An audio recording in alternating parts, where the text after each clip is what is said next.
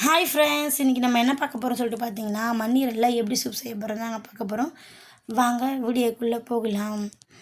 ஒரு கடாயில் 2 table spoon தனியா சேர்த்து எண்ணெயெல்லாம் ஊற்றாமல் வெறுமனே நல்லா வறுத்து எடுத்துக்கோங்க. ஒரு அரை ஸ்பூன் சீரகம் சேர்த்து வறுத்துக்கோங்க. இது ரெண்டும் நல்லா வறுப்பட்ட பிறகு எடுத்து வச்சுட்டு ஒரு 3 ஸ்பூன் மிளகு சேர்த்து வறுத்துக்கோங்க.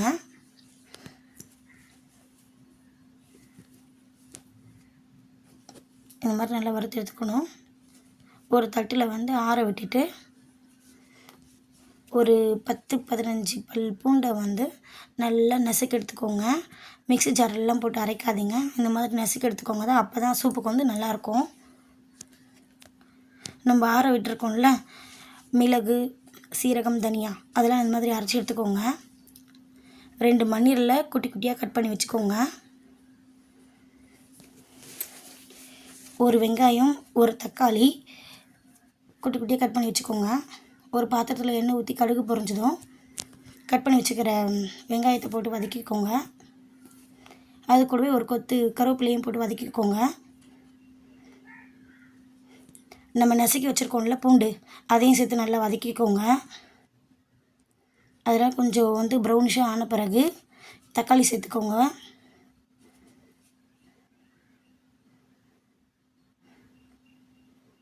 நல்லா மூணுத்தையும் சேர்த்து நல்லா வதக்கணும். நல்லா வதக்கி வந்த பிறகு மண்ணீரல் சேர்த்துக்கோங்க. ஒரு அரை ஸ்பூன் மஞ்சள் சேர்த்துக்கோங்க. நம்ம அரைச்சி வச்சுருக்கோம்ல மசாலா, அதையும் சேர்த்து நல்லா வதக்கிக்கோங்க.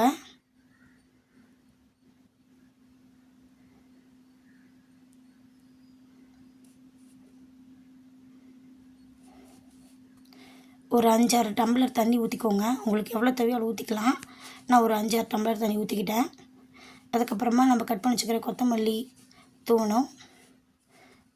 தேவையான அளவு உப்பு போட்டுக்குங்க. போட்டு நல்ல ஒரு கொதி வந்த பிறகு லோ ஃப்ளேமில் வச்சு ஒரு 10-15 நிமிஷம் கழித்து குடிச்சு பார்த்தீங்கன்னா டேஸ்ட்டு சூப்பராக இருக்குங்க. நீங்கள் வேணால் ட்ரை பண்ணி பார்த்துட்டு எப்படி இருக்குன்னு கமெண்ட்ஸில் சொல்லுங்கள். பாய்.